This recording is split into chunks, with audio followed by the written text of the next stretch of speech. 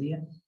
Ether के chart को देख लेते हैं एंड इसमें देखते हैं अगर हमें कोई कैंडलस्टिक्स के पैटर्न नजर आ जाए तो उनको हम किस तरह से ट्रेड करेंगे। इस जगह पे आप देखें यहाँ नीचे आके कि आपके पास एक 3 लाइन स्ट्राइक आपको नजर आता है कि 3 कंसेक्यूटिव आपको बेरिश कैंडल्स नजर आती हैं एंड उसके बाद आपके पास एक बड़ी बुलिश कैंडल आपको नजर आती है, एनगल्फिंग कैंडल नजर आती है जो पिछली कैंडल को एनगल्फ कर रही है और ये अच्छी खासी मोमेंटम शो कर रही है एंड इसके बाद हम ये अस्यूम कर सकते हैं कि आपकी मार्केट जो है वो ऊपर की तरफ जाएगी। इसके साथ अगर आपने कोई चीज और यूज करनी हो, लेट्स से मैं कहता हूँ कि इसके साथ एक मूविंग एवरेज यूज कर लेते हैं।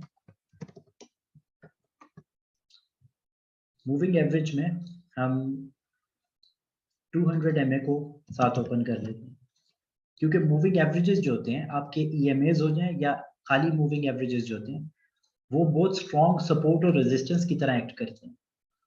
तो अगर आप यहाँ पे देखो कि हम मूविंग एवरेज से भी बाउंस हो रहे हैं तो डबल कंफर्मेशन हो गई है। एक तो हमें ये दिख रहा है कि 3 लाइन स्ट्राइक है, दूसरा ये है कि इनगल्फिंग कैंडल है एंड तीसरा ये है कि आपकी जो मूविंग एवरेज 200 है उससे हम बाउंस हो रहे हैं। तो ये आपके पास एक ये एंट्री है और आप यहाँ से एक लॉन्ग की पोजीशन ले सकते हैं इजीली। कुछ ऐसे आपका जो स्टॉप लॉस होगा वो होगा इस कैंडल के बिल्कुल बैक पे एंड आपका जो टेक प्रॉफिट होगा, लेट से आपका स्टॉप लॉस 2.86 है तो आपका लेट से टेक प्रॉफिट हो जाएगा 5%।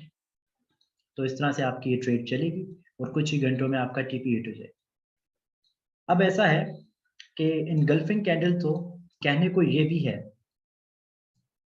क्योंकि ये पिछली उसको इनगल्फ कर रही है लेकिन उसके बाद मार्केट ज्यादा नीचे की तरफ नहीं जा रही। तो ये सिचुएशन तब आती है जब आपके पास एक अपवर्ड ट्रेंड चल रहा होगा और उसमें अगर आपको ऐसे कोई इनगल्फिंग कैंडल नजर आ भी जाती है तो उसको आप ज्यादा इतनी वेटेज नहीं दोगे क्योंकि हमने देखना वहां पे जहां पे आपके पास कोई रिवर्सल हो रहा हो, कोई सपोर्ट हो या रेजिस्टेंस हो। लेट्स से जैसे आपके पास ये मूविंग एवरेज थी ये एज अ सपोर्ट बिहेव कर रही थी तो सपोर्ट से हम बाउंस हुए थे, हमें एंगल्फिंग कैंडल नजर आई थी तो वो एक अच्छी एंट्री थी, हमने एंट्री ले ली। इसी तरह अगर हम देखते हैं कि आगे हमारे पास चल के कोई रेजिस्टेंस का लेवल हो और हम वहां से बाउंस करें और आपके पास एनगल्फिंग कैंडल हो या फिर हम किसी डाउन ट्रेंड में आ रहे हो वहां पे हमें एक बेरिश एनगल्फिंग कैंडल नजर आए तो हम वहां से शॉर्ट की पोजीशन लेना प्रेफर करेंगे। इसी तरह आप पीछे चले जाओ तो कुछ और कैंडल्स को भी देख लेते हैं।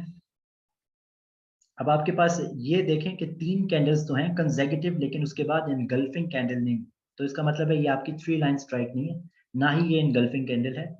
तो इसको फिलहाल छोड़ देते हैं। अच्छा, इसी तरह आप बेरिश के लिए कोई देख लेते हैं कि लेट्स से आप ये कहते हो कि ये वाली सिचुएशन है, ठीक है, ये आपकी इनगल्फ कर रही है पिछली कैंडल को लेकिन इसके साथ फिर आप कोई और इंडिकेटर लगा के देख लोगे। 3 लाइन स्ट्राइक तो है आपके पास, ये भी है, इनगल्फिंग कैंडल भी है, लेकिन इसके साथ आप फिर देख लोगे कि कोई आपका इंडिकेटर इंडिकेट कर रहा है क्योंकि हम ऑलरेडी काफ़ी दूर हैं मूविंग एवरेज से। तो बेसिकली मूविंग एवरेजेस एक तरह का मैग्नेट के तौर पे काम करती हैं, आपकी मार्केट जो है वो अट्रैक्ट होती है मूविंग एवरेज की तरफ। तो जब हम बहुत ज़्यादा दूर होते हैं मूविंग एवरेज से तब फिर हम 2-3 कन्फर्मेशंस को साथ में लेके चलते हैं। तो इसके साथ आप देख लो कि कोई और कन्फर्मेशन है तो गुड है इस, और आपने अगर देख लिया होता तो इसके बाद मार्केट नीचे की तरफ जा रही है। इसी तरह अगर आप और पीछे जाओ तो मैं आपको कोई बेरिश दिखाता हूँ। जैसे आप यहाँ पे देखो कि 3 लाइन स्ट्राइक है लेकिन उसके बाद एनगल्फिंग कैंडल नहीं। तो ऐसी सिचुएशन में फिर आप वेट करते हो कि कंफर्मेशन कैंडल कोई बन जाए उस डायरेक्शन में और इसके साथ साथ कोई आपका इंडिकेटर भी इंडिकेट कर रहा हो या फिर हम किसी रेजिस्टेंस से टकरा के वापस हों, जैसे यहाँ पे मूविंग एवरेज से टकराए हैं।